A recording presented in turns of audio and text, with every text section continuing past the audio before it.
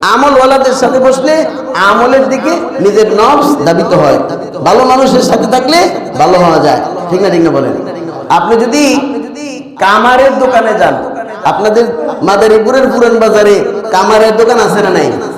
যেই দোকানে হাঁপার টানিয়া টানিয়া কয়লায় আগুন ধরায়া লোহার বিভিন্ন আসবাব তৈরি করে, কামারের দোকানে যদি আপনি যান, কামারের দোকানে বিভিন্ন কাজের জন্য গেছেন, ওখানে আপনি দেখা যায় হয়তো পাশের দোকানে কাজ করছেন বা তার পাশের দোকানে কাজ করছেন, কামারের দোকানে আপনার কাজ ছিল না, দাখনতা কুড়াল কিছুই আপনি বানান নাই, কিন্তু ওই দোকানের পাশ দিয়ে যাওয়ার কারণে আর ওই কামার ওই কাজ করার কারণে হাঁপার টানার বা ওই বাতাসের সাথে কিছু ধুলাবালুর ওই একটা গন্ধ আপনার নাকে আসছে কি আসে না বলেন?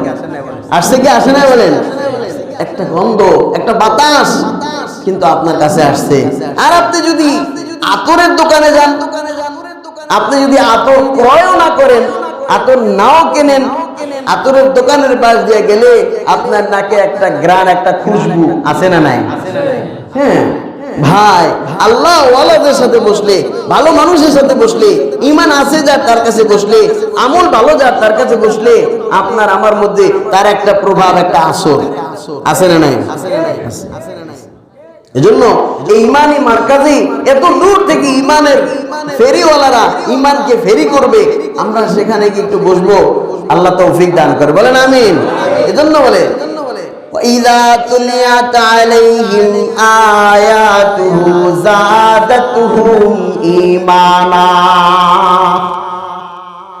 যারা নাকি আল্লাহর কোরআন তেলাওয়াত করবে, আল্লাহর কোরআন তেলাওয়াত করবে, আল্লাহ বলে তুমি তো কোরআন জবানের দ্বারা তেলাওয়াত করবা, জবানের দ্বারা তো তুমি কোরআন তেলাওয়াত করবা, ঈমান বলার নাম, তুমি তো মুখে কোরআন তেলাওয়াত বলবা, তুমি মুখে বলবা, আযাদাতুহুম ঈমানা, তুমি মুখে কালেমা বলবা, তুমি মুখে জিকির করবা, তুমি মুখে জবানে জিহ্বা দ্বারা তুমি কোরআন পড়বা, ভিতর থেকে আমি আল্লাহ যাদাতুহুম ঈমানা, সুবহানাল্লাহ, আমি তুমি বলবা একদিকে আর আমি আল্লাহ তোমার ঈমানকে বাড়াবো অন্যদিকে, সুবহানাল্লাহ।